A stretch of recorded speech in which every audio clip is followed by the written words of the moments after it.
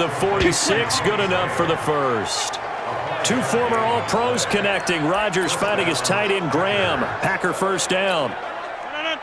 Rodgers now 13 of 16 throwing the football. It's 1st and 10. And again, it's Rodgers.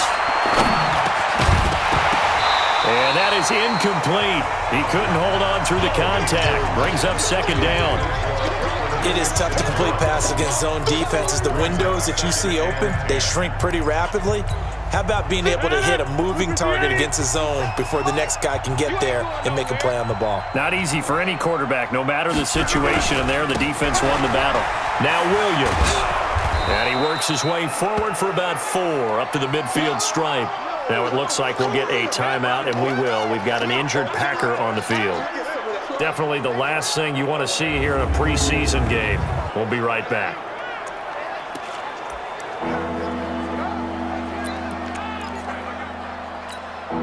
The Packers on 3rd down. They've had their troubles. Just 1 for 6. This will be 3rd and 6.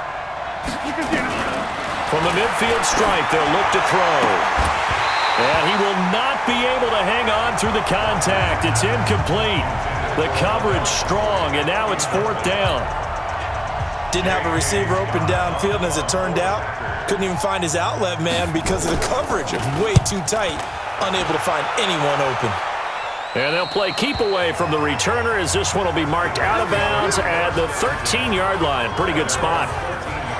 Now look at Quincy and Nunwa and the rest of the offense heading back out. Second quarter here. He has only 1 catch, but they have the lead. You got to think there's going to be more involved at some point. That's what you would expect, but sometimes with deep pressure gets to him, and down he goes. Back at the 4-yard line. Dean Lowry just would not be denied. That's a loss of 7. I think most quarterbacks would love to have the goal line actually extend up into the air and turn into a wall, and they can put their back against it and know exactly where they are on the field so they don't end up in the end zone. Didn't do it on that play, but perilously close to the goal line. The throw over the middle taken in, and they'll bring him down right around the 13. The reception good for 7. It's 3rd down. 2 minutes remaining in this first half of football. Coming up at halftime, I'll go from one personality, that's you, Charles Davis, to another one in Orlando, the coach. He'll have stats and scores from around the NFL.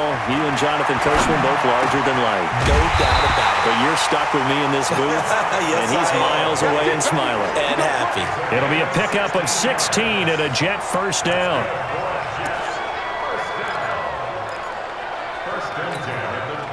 Darnold now 10 of 17 throwing the ball. He's got a 1st and 10. 42's the mic, boys. 42. 42's the mic. All day, just like that. Out of the shotgun, here's Darnold. This one caught by Crowder. He'll be hit down at the 33, 5 yards on the play. Fired that one in there, able to make connection on a nice in route. With those faster passes when they're going that fast, any hesitation as a quarterback that the deflection, if you miss, might be bigger and lead to an interception? Yeah, and the deflection works both ways. Maybe a defender gets a hand in the way and it pops in the air, and sometimes you throw it so hard your receiver can't handle it, and he pops it up in the air for the defenders to grab as well. But a moot point there as they were able to connect. Darnold going to lead the offense up 1st and 10. And he's 4 for 4 now, throwing the ball to start the drive. Back to throw, Darnold. They'll set up the screen to Montgomery. And he'll lose yardage here. Back at the 47.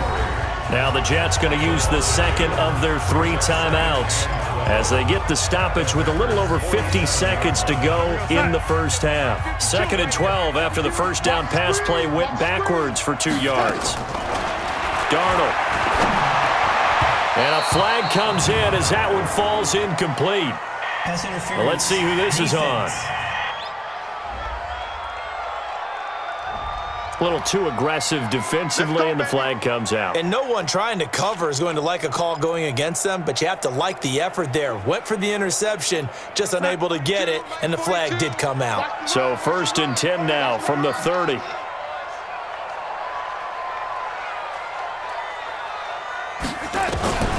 To the air again, Darnold. Got an open man, it's a new one. And they move this all the way down to the 9. The Jets going to go ahead and use their final timeout as they'll stop it with just over 40 seconds to go in the first half. Two big plays in succession. Not sure this D knows what hit him, but now they got to get ready. It's 1st and goal. Get in the right room. Watch safety creep. Watch safety creeping. Throwing again is Darnold.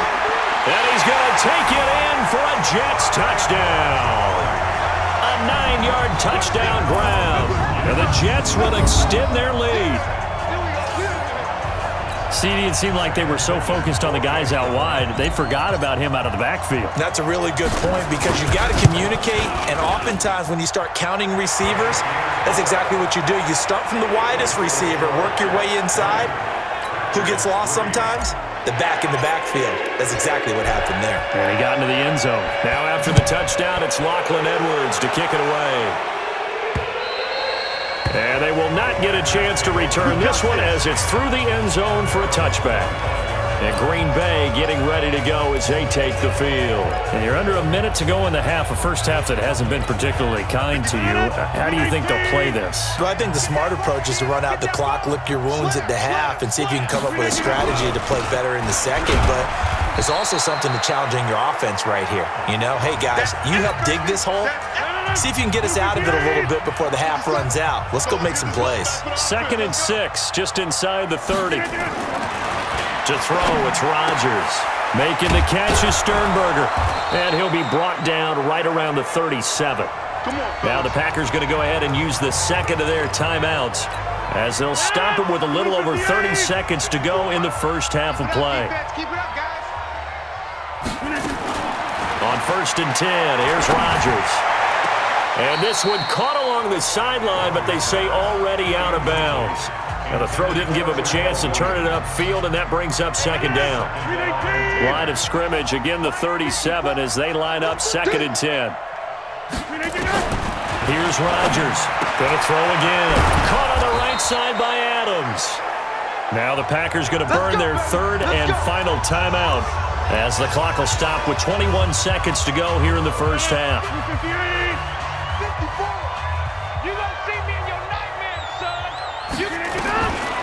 On 1st down, Rodgers. He's got it to Williams. Everyone's got to be able to catch the football. Doesn't matter what position you play, but if you're on offense, be aware a ball may come your way. That last catch short of the marker by just a yard leaves him with a very manageable 2nd and 1. This is caught by Williams. And that's going to be another 1st down as the tackle made at the Jets' 33. So and now due to apparent time constraints, we fast forward to the beginning of the second half. Expect to see a good number of backups going forward as we are back and underway here in preseason week 2. Get ready, get ready, get ready. The New York offense taking over for their next possession. They built a good first half lead. Now they have a chance to add on to it. And what I'm thinking is that the offensive staff spent the entire halftime just working with them on, here's what we think they're going to do to attack us in the second half. Nice first half that we've had, guys, but be prepared for some change-ups. We're going to see them when we kick it off in the second half. See how they handle any adjustments that might be made defensively. And now the first throw for the backup quarterback. And that's complete. It's the tight end Daniels. 6 yards is the pickup, and that'll lead to a 3rd down. Let's not quibble about the game there on 2nd down. That was a positive play because that was a take-what-you-can-get situation. Got out to the tight end. Now it gives them a much better opportunity to convert on 3rd down. On 3rd and 2. Full. And he finds Daniels. And he's able to get the first before he's taken down at the 36. Only 3 there on the pickup, but that's enough to move the chains. And that one was a lot of fun right there because that was the game within the game. 3rd and short, blitz was on. What's the key for the quarterback? Get out of your hands in a hurry. And that was a quick little completion. Got the job done for a 1st down. Well, pretty good results here on the 1st down run as he takes us forward for about 6. A gain of 3 last play. This time they double it and pick up 6. Go, go, go!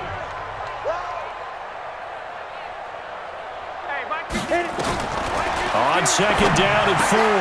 Falk. Open man there is Malone. And he'll get it out to midfield. They'll spot it right at midfield at the 50. That one a first down pickup of 8. This has to go down as one of the simpler routes in the playbook, but oh so effective. Nice completion there. Keeps the sticks moving. On first down, Adams. And able to break one tackle, but then quickly brought down. Adrian Amos up to make the tackle.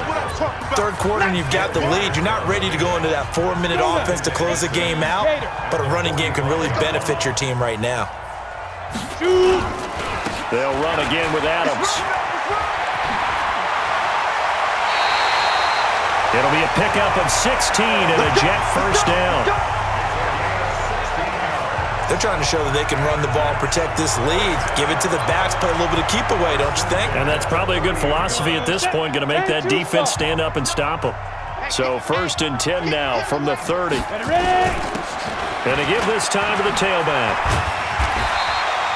A solid run on first down, gain of 7, leaves them with a 2nd and 3. Looks to me like maybe there's a little attrition setting in with this drive, because when you see that type of a run, I get the feeling the defense getting a little bit tired. And that's the last thing they need, especially when they look up at the scoreboard. Throwing on 2nd and 3. Falk, and that going to be incomplete. A lot of contact, no call, and it's 3rd down. That would have been a great catch, but it's real difficult to hold on to it because it was contested all the way.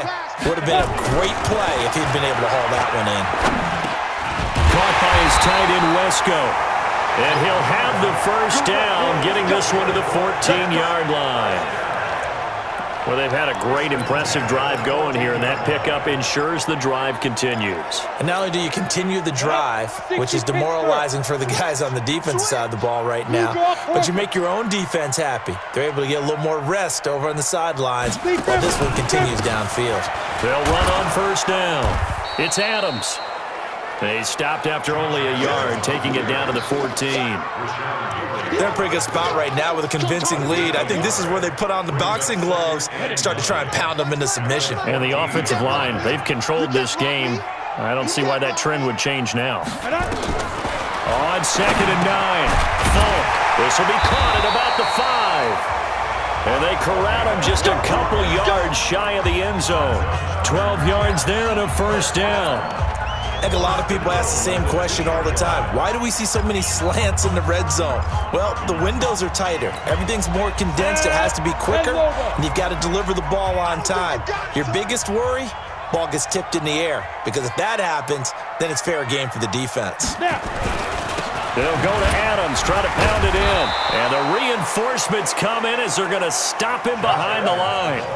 That's going to go as a loss of a yard, and it'll be 2nd down. That's a really alert defense there because they saw the heavy look come in from the offense, countered it with extra linebackers who brought a little bit of speed and heft, and able to really make a big-time play for their defense. And it's intercepted at the goal line. Picked off with great anticipation. And a big turnover there as his guys will get the football back. They needed a break. They needed to make a play here in the 3rd quarter. Defensively, they did that. Now they got to go quickly and get some points on the board. And the best part is that they made their own break, taking the ball away. Now they just look at their offense and saying, guys, let's go. Come on, capitalize on this one. A little jet sweep to start the drive. A loss of a full 3 yards, and now it's 2nd down. I like the idea to mix it up from time to time because, let's face it, you can't be predictable. But the execution was a little lacking on this one, right? They might want to go back to the drawing board with that call. A 3-yard loss to start the drive. They'll look to make that up and then some on 2nd and 13.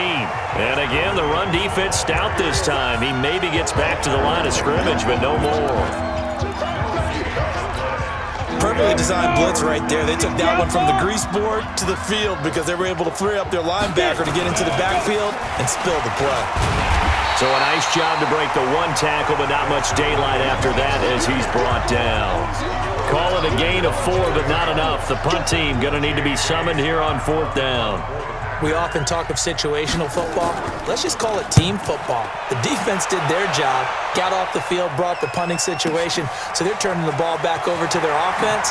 You think those guys will get along very well right now? Of course.